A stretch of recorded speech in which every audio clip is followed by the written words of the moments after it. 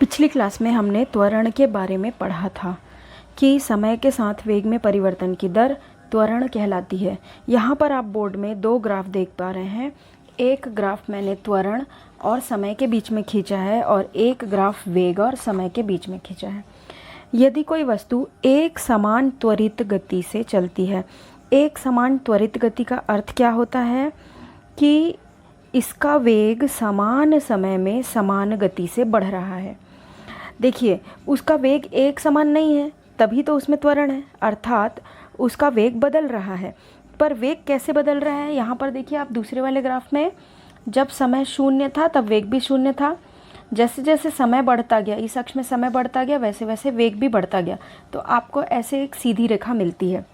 तो इससे ये पता चलता है आपको कि यहाँ पर वेग समय के साथ बढ़ रहा है, अर्थात वेग समय के साथ स्थिर नहीं है। इसका अर्थ ये हुआ कि उस वस्तु में त्वरण है। तो जब हम त्वरण और समय के बीच में ग्राफ खींचते हैं, तो जब हमको ऐसे एक समानांतर लाइन मिलती है समय अक्ष के साथ, तब हम ये जान जाते हैं कि ये एक समान त्वरित गति है। ये एक समान त्वरित। इस ग्राफ से हमें एक और बात पता चलती है कि त्वरण समय ग्राफ का जो समय अक्ष पर जो घिरे क्षेत्रफल है, ये वाला जो क्षेत्रफल है ए बी, इसको ले लेते हैं सी और इसको ले लेते हैं डी। तो ये जो क्षेत्रफल होता है, इससे हमें वेग का पता चलता है। क्यों वेग का पता चलता है? क्योंकि वेग में परिवर्तन की दर ही क्या होती है? त्वरण होती है। तो दो राशि के बीच में जब आप ग्राफ खींच रहे हो, तो इन दो राशियों से जो आपको तीसरी चीज़ पता चलेगी वो वही होगी जिस पे ये निर्भर करता है। तो जब आप त्वरण और समय ग्राफ खींचते हो तो इसके क्षेत्रफल से आपको वेग का पता चलता है।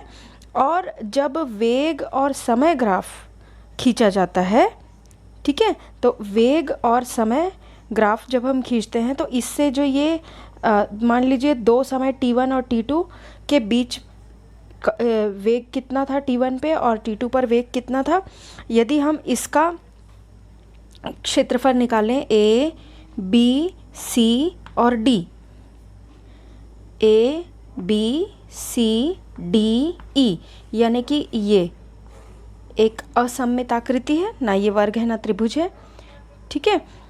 तो ये इससे जो आपको वैल्यू मिलेगी, जो मान मिलेगा वेग समय ग्राफ का समय अक्ष से जो घिरा क्षेत्रफल है, ये आपको विस्थापन बताएगा।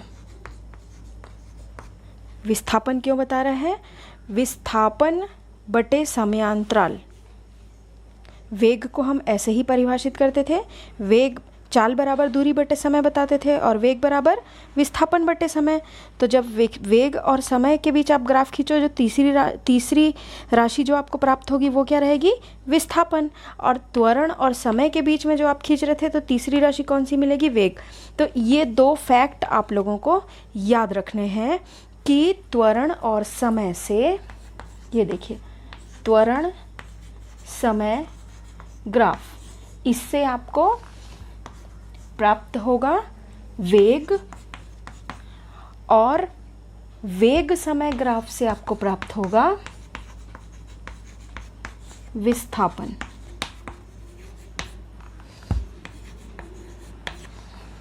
तो ये दो चीज़ें आप लोगों को, दो पॉइंट्स आप लोग को याद रखने हैं। इन दोनों के द्वारा ही आपका आगे जो गति के 3 समीकरण हम लोगों को निकालने हैं वो बनेंगे। हमें गति के समीकरण निकालने हैं। गति के 3 समीकरण हैं। पहला समीकरण है v बराबर u प्लस ए टी। दूसरा समीकरण हमें निकालना है s बराबर U T plus half A T का वर्ग। और तीसरा समीकरण जो हमें निकालना है वो है v स्क्वायर बराबर U S square plus 2as। यहाँ पर आप एक ग्राफ देख रहे हैं। ये ग्राफ वेग और समय के बीच खींचा गया है। जैसा कि आप लोगों को अभी अभी बताया था कि वेग और समय के बीच जो ग्राफ खींचा जाता है वो आपको विस्थापन बताता है। विस्थापन अर्थात चली गई दूरी या वस्तु की स्थिति में जो अंतर आया, उसके बीच की न्यूनतम दूरी आपको पता चलती है। तो यहाँ से हमको गति का प्रथम समीकरण जो है वो निकालना है। तो ये जो ग्राफ है, ये वाला ग्राफ जो आप देख पा रहे हैं, उस ग्राफ में हम देखेंगे सबसे पहले कि u जो है वो वस्तु का प्रारंभिक वेग है। देखिए, वस्तु का वेग शून्य से शुरू नहीं हो रहा, वस्तु गतिशील अवस्था में ही है और u इसका प्रारंभिक वेग है। ठीक है, और कुछ समय पश्चात वो b तक पहुंच जाती है, अर्थात इसका जो वेग है वो अंतिम वेग v हो जाता है। आप ध्यान देख सकते हैं कि u का मान कम है, इस अक्ष में ये नीचे आ रहा है मतलब कम है, और v का मान जो है अधिक है। तो ये u जो है वो प्रारंभिक वेग है वस्तु का, ठीक है, और v जो है वो वस्तु का अंतिम वेग है। तो हम क्या करते हैं कि ये जो BC है, कौन सा BC, देखिए आप वहाँ पे लिखा है B और वो लिखा हुआ है C। ठीक है, तो ये B और C, ये वैल्यू हमको निकालनी है कि वास्तव में उसके वेग में कितना अंतर आया। तो वेग में अंतर के लिए हम क्या करेंगे, v माइनस u करेंगे। तो v कहाँ से कहाँ तक है, यहाँ से लेके यहाँ तक v, ठीक है, और u यहाँ से ये o से लेके a तक u है। ठीक है, तो ये क्या निकल आएगा, वहाँ से BC निकल आएगा। तो v माइनस u बराबर क्या हो जाएगा, BC। आप ग्राफ और इसको मैच कराते जाइए, है ना। अब हमको ये पता है कि त्वरण, परिभाषा अनुसार हम ये जानते हैं, त्वरण जो है वो वेग में परिवर्तन बटे समय अंतराल होता है। तो वेग में परिवर्तन क्या निकलेगा, अगेन आप ग्राफ में देखिए, BC बटे समय अंतराल। तो समय अंतराल क्या है, AC। ठीक है, नीचे देखिए ये A और C, ये क्या बता रहे हैं आपको, समय शून्य O से लेके D तक में समय परिवर्तित हुआ। तो ये जो BC है, ठीक है, वो AC इसके समानांतर है और बिल्कुल बराबर है। तो हम AC को रिप्लेस कर सकते हैं किससे, OD से। ठीक है, अब ये BC की जगह पे हम क्या रख सकते हैं, इसको मान लो मैं समीकरण 1 दे दूं, तो समीकरण 1 से BC की वैल्यू क्या आ जाएगी, ये आ जाएगा A बराबर v माइनस u बटे, ये क्या चीज़ है, t है, ये आ गया t। ठीक है, अब आप इसको केवल पक्षांतर कर लीजिए, तो क्या आ जाएगा, AT बराबर v माइनस u। ठीक, अब फिर से पक्षांतर कर लीजिए, तो v बराबर क्या आ जाएगा, ये माइनस है तो प्लस हो जाएगा, u प्लस AT, और यही क्या है, आपकी गति का प्रथम समीकरण। ठीक, तो सबसे पहले आपको ग्राफ खींचना है और किस पे ध्यान देना है, ये v माइनस u किसके बराबर है, BC के। ठीक, और परिभाषा अनुसार त्वरण किसके बराबर होता है, वेग में परिवर्तन बटे समय के। तो वेग में परिवर्तन BC बटे समय क्या आ गया, OD। बस आप वैल्यूज़ रखेंगे और आपको गति का प्रथम समीकरण मिल जाएगा। अब हम गति का द्वितीय समीकरण ये सिद्ध करेंगे, S बराबर ut प्लस 1/2 AT स्क्वायर। यहाँ पर ध्यान देंगे आप लोग कि ग्राफ वही रहेगा। अभी जब शुरू में हमने आपको बताया कि वेग और समय ग्राफ का जो क्षेत्रफल होता है वो उसके विस्थापन के बराबर होता है। तो यहाँ पे हमें S बराबर क्या निकालना है, विस्थापन। S क्या चीज़ है, यहाँ पर विस्थापन है, तो हमें यही निकालना है। तो ये निकालना है मतलब हमको किसका क्षेत्रफल निकालना है, AODCB। ये जो आकृति है AODCB, इसका हमको क्या निकालना है, क्षेत्रफल निकालना है, जो कि किसके बराबर होगा, S के बराबर होगा। ठीक, तो हम यहाँ से लिख देंगे कि S बराबर आकृति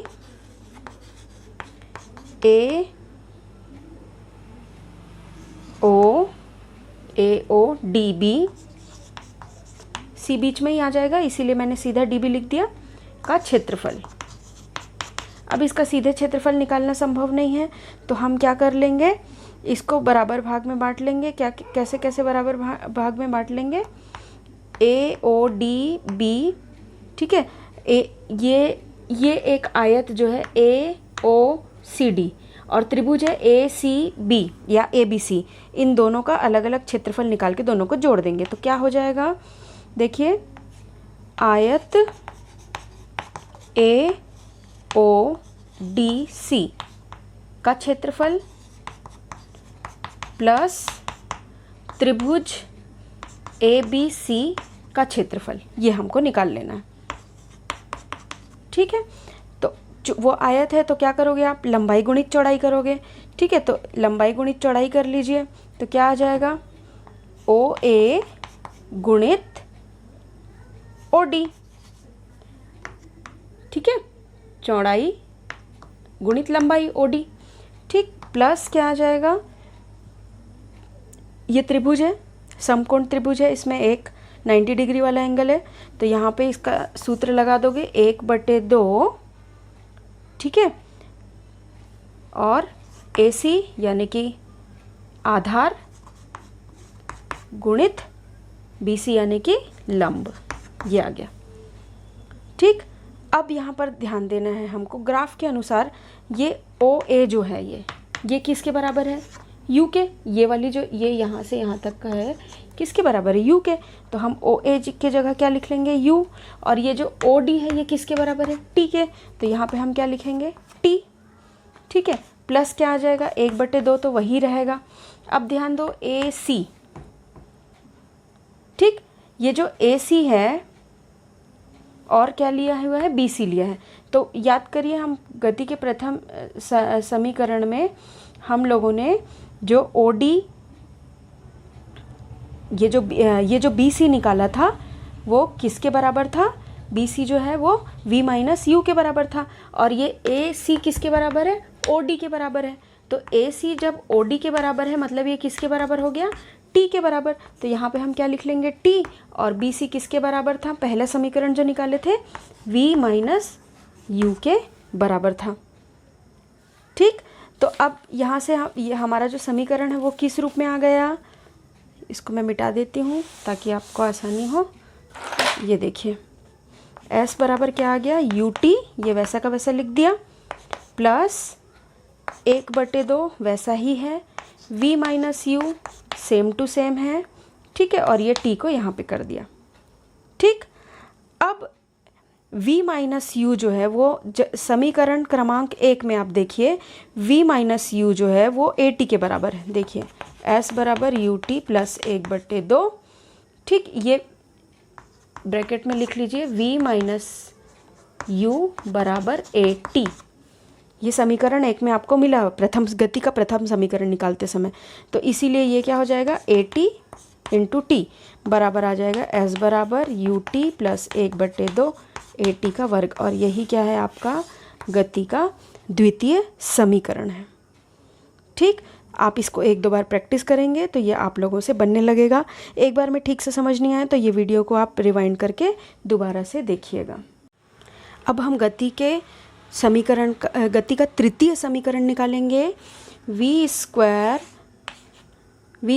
बराबर U स्क्वायर प्लस 2AS। यहाँ पर भी आप देखिए, इसमें S आ रहा है। S मतलब क्या है, विस्थापन। ये भी इसी ही ग्राफ से निकलेगा। आप एक बार ग्राफ खींच लीजिए और तीनों समीकरण आप निकाल सकते हैं। तो तीसरे समीकरण निकालने के लिए आपको फिर से क्या करना है, AODB। ठीक है, AODB का क्षेत्रफल निकालना है।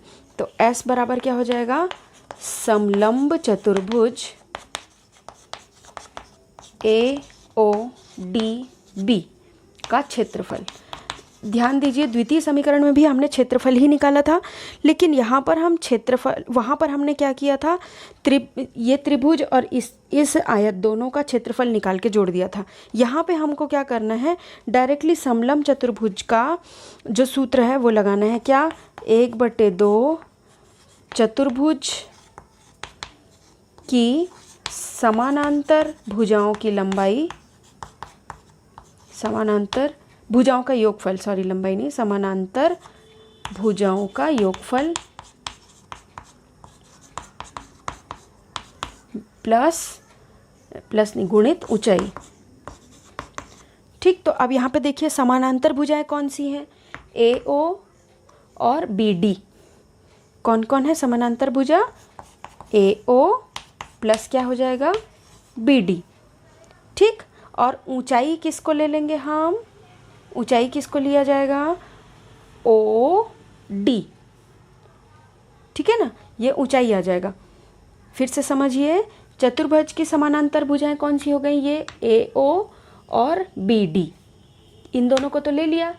ठीक, अब ऊंचाई आप ये तिरछा वाला नहीं लेते, जो स्ट्रेट लाइन होती है वो ऊंचाई होती है ना, तो ये क्या हो जाएगा? गुणित ऊंचाई, यानी कि हम ले लेते हैं OD। यहाँ पे सामने में 1/2 लगा ही रहेगा। ठीक, अब इसके बाद आगे देखते हैं, ये AO जो है ये फिर से किसके बराबर है? U के। ठीक, और BD, ठीक है, जो B और D है वो किसके बराबर है? V के। ठीक, तो ये क्या हो जाएगा? 1/2 U plus V। AO V के बराबर, BD यहाँ से यहाँ तक है BD, यानी कि V के बराबर। गुणित क्या आ जाएगा इसका? OD। OD मतलब क्या था? T। T यानी क्या होता है? समय होता है। ठीक, तो ये क्या निकल गया? S। ठीक है, अब यहाँ पर हमको क्या करना है?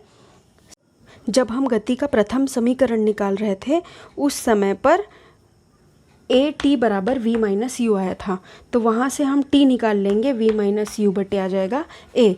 उस T की वैल्यू को हमको इस समीकरण में रखना है, तो S बराबर आ जाएगा 1/2।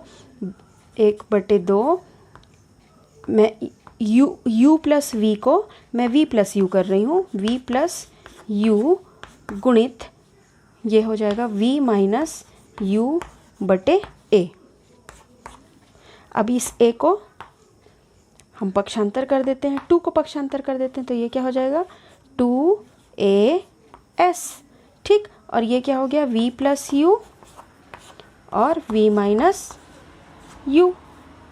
अब आप गणित में आप समीकरण पढ़ते हो, A square plus B square, ठीक है, बराबर वहाँ पर आप निकालते थे A प्लस B और A माइनस B। समीकरण याद करिए, A square minus B square. आप गणित का एक समीकरण पढ़ते हैं, A square minus B square बराबर आता है A प्लस B और A माइनस B। तो ये उसी रूप में यहाँ पे दिख रहा है, तो इसको हम क्या कर लेंगे? 2AS बराबर V square minus U square.